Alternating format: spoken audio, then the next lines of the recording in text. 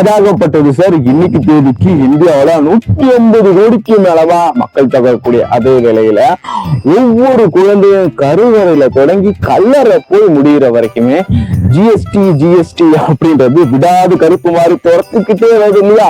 இந்த சூழ்நிலையில ஒரு நாளைக்கு நம்ம தொடக்கூடிய விஷயங்கள்ல எவ்வளவு ஜிஎஸ்டி நம்ம கட்டுறோம் நம்ம தெரிஞ்சுக்க வேணாமா? அதுக்காகத்தான் இந்த வீடியோ. காலங்காத்தால ஒரு மனுஷன் எந்திரிச்ச உடனே நேரா போய் என்ன பண்ணுவான், பல்லு விளக்கலாம்னு சொல்லிட்டு அப்படியே ஒரு டூத் பேஸ்ட்ல போய் கை வைப்பான். அந்த டூத் பேஸ்டுக்கு 18% ஜிஎஸ்டி கட்டுறோம். அதுக்கப்புறமா டூத் பேஸ்ட் வைக்கிறதுக்காக ஒரு பிரஷ் எடுப்போம் இல்லையா, அந்த பிரஷ்ஷுக்கு ஒரு 5% ஒரு ஜிஎஸ்டி கட்டுறோம். அதுக்கப்புறமா குளிக்க போகும்போது சோப்பு எடுத்து முதுகு தேய்க்கலாமே அப்படின்னு தேய்ச்சி, முகுது தேய்ச்சி, நெஞ்சு தேய்ச்சி, மூஞ்சி தேய்ச்சி, இப்படி பல்வேறு விதமான இடங்கள்ல தேய்க்கக்கூடிய அந்த ஒரு சோப்புக்கு 18% ஜிஎஸ்டி. அப்புறம் வாஷிங் பொருட்கள், அழுக்கான துணிகள்லாம் துவைக்கணுமே அப்படின்னு துணி சோப்பு, துணி பவுடரு அப்படின்னு போடுவோம் இல்லையா, அதுக்கு ஒரு 18% ஜிஎஸ்டி கட்டுறோம். அதுக்கப்புறமா ஹேர் ஆயில் குளிக்கும் போது போடுறது, குளிக்க அப்புறம் போடுறது, ரெண்டு விஷயமா இருக்கு. இதுக்கு ஒரு 18% ஜிஎஸ்டி. அப்புறம் ஷாம்பு, குளிக்கும் போது பல்வேறு விதமான ஷாம்பு, கண்டிஷனர் இப்படி அள்ளி அரைக்கும் இல்லையா, அதுக்கு ஒரு 18%. அதுக்கப்புறமா குளிச்சு முடிச்சதுக்கு அப்புறமா பவுடர்னு ஒண்ணு போட்டு கலருக்கு கலர் மெருகேற்றுவாங்கல்ல, அந்த விதத்துல ஒரு 18% ஜிஎஸ்டி பவுடர் கட்டுறோம். அதுக்கப்புறமா கிரீம், ஆம்பளையா இருந்தா ஒரு கிரீம் போடுவாங்க, லேடிஸா இருந்தா பல கிரீம்களை போடுவாங்க. அந்த கிரீமுக்கு வாங்கக்கூடிய பொருளுக்கு தகுந்த மாதிரி 5% ஜிஎஸ்டி கட்டுறோம். அதுக்கப்புறமா ரொம்பவும் அத்தியாவசிய பொருளா இருக்கக்கூடிய ஆடைகள், அதுக்கு 5% ஜிஎஸ்டி கட்டுறோம்.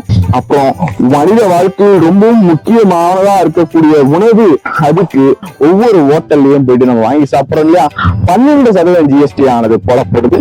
அதுக்கப்புறமா காலில் போடக்கூடிய ஷூ, அதுக்கு 18% ஜிஎஸ்டி ஆனது போடப்படுது. அடுத்ததா கை கடிகாரத்துக்கு நேரம் பார்த்து நம்ம ஓடிக்கிட்டே இருக்கிறதுக்காக அதுக்கு ஒரு ஜிஎஸ்டி 5-12% ஜிஎஸ்டி கட்டுறோம். அப்புறமா கேப் புக்கிங், அது 12% ஜிஎஸ்டி ஆனது கட்டுறோம்.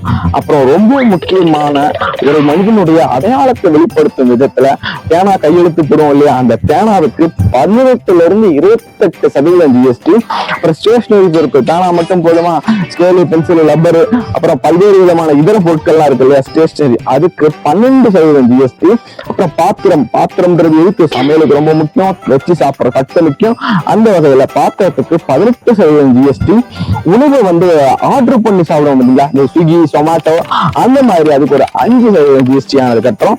படுக்கை, விரிப்பு, பெட்ஷீட், இந்த வகையில 18% ஜிஎஸ்டி ஆனது கட்டிக்கிட்டு இருக்கோம். அப்புறம் மின்விசிறி, எலக்ட்ரானிக்ஸ் ஆகிற பொருட்கள் இப்படின்ற வகையில 18% ஜிஎஸ்டி ஆனது கட்டிக்கிட்டு இருக்கோம்.